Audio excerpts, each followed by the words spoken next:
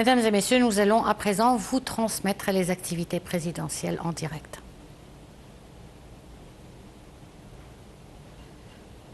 الدول والحكومات الإفريقية الأعضاء في اللجنة. وقد ألقى السيد الرئيس كلمة الرئاسة المصرية للجنة. أصحاب الفخامة رؤساء الدول والحكومات، أعضاء اللجنة التوجيهية للنبات، السيد موسى فقيه رئيس مفوضية الاتحاد الإفريقي، السيدة نردوس بيكيلي المديرة التنفيذية للنبات، السادة الحضور، لقد تشرفت بناء على ثقتكم الغالية بتولي رئاسة اللجنة التوجيهية لرؤساء دول وحكومات وكالة الاتحاد الإفريقي للتنمية نيباد في فبراير 2023.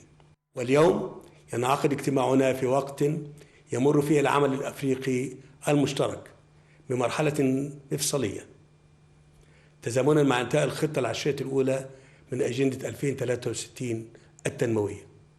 المتحدث الرسمي باسم رئاسة الجمهورية المستشار أحمد فهمي صرح بأن الاجتماع ناقش رؤية النباد التنموية ودورها في تنفيذ الخطة العشرية الثانية لأجندة 2063. كما تحدث خلال الاجتماع كل من رئيس جزر القمر الرئيس الحالي للاتحاد الإفريقي ورئيس مفوضية الاتحاد الإفريقي والمديرة التنفيذية للنباد ورؤساء السنغال وغينيا الاستوائية وزامبيا والجزائر ورئيس المجلس الرئاسي الليبي، بالإضافة إلى عدد من نواب الرؤساء والوزراء وكبار مسؤولي الدول الإفريقية الشقيقة.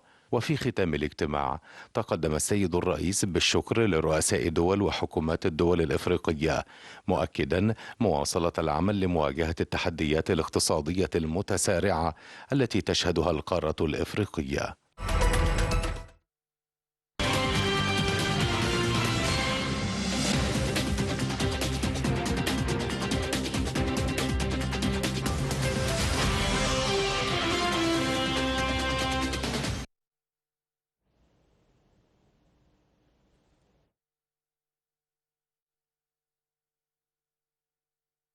السيد الرئيس عبد الفتاح السيسي السيد ويليام بيرنز رئيس وكالة الاستخبارات المركزية الأمريكية، وذلك بحضور اللواء عباس كامل رئيس المخابرات المصرية. المتحدث الرسمي باسم رئاسة الجمهورية المستشار أحمد فهمي صرح بأن الاجتماع شهد تأكيد قوة الشراكة الاستراتيجية المصرية الأمريكية.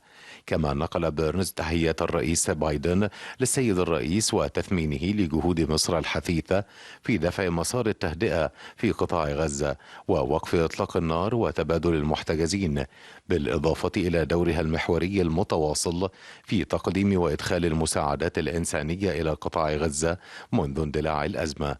وقد شهد اللقاء استعراض تطورات الموقف الراهن، حيث تم تأكيد استمرار التشاور والتنسيق المكثف لتحقيق أهداف وقف إطلاق النار وحماية المدنيين وتفعيل حل الدولتين، بما يعزز جهود إرساء الأمن والاستقرار في المنطقة.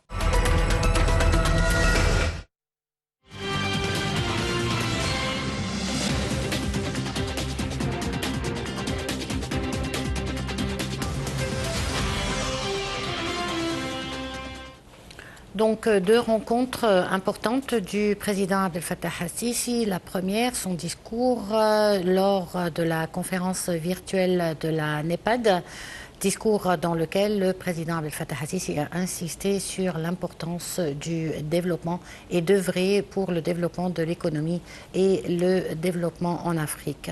Deuxième rencontre, aussi très importante, avec le directeur des renseignements généraux américains, William Burns, avec lequel le président Abdel Fattah al-Sisi a évoqué son inquiétude quant à la détérioration de la situation à Gaza. Ça, c'était pour les activités présidentielles. On va à présent passer à notre troisième reportage. La pression internationale s'intensifie pour une trêve entre Israël et le Hamas après l'annonce israélienne d'une offensive prochaine sur Rafah palestinien, dernier point de refuge pour plus d'1 million de Palestiniens de la bande de Gaza. Voici un commentaire et on en parlera tout de suite après.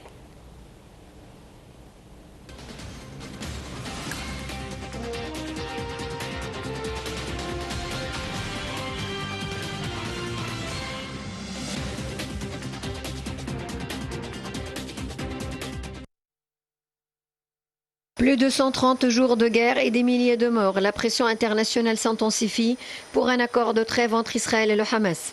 Après l'annonce d'une offensive prochaine sur Rafah par le Premier ministre israélien Benjamin Netanyahou.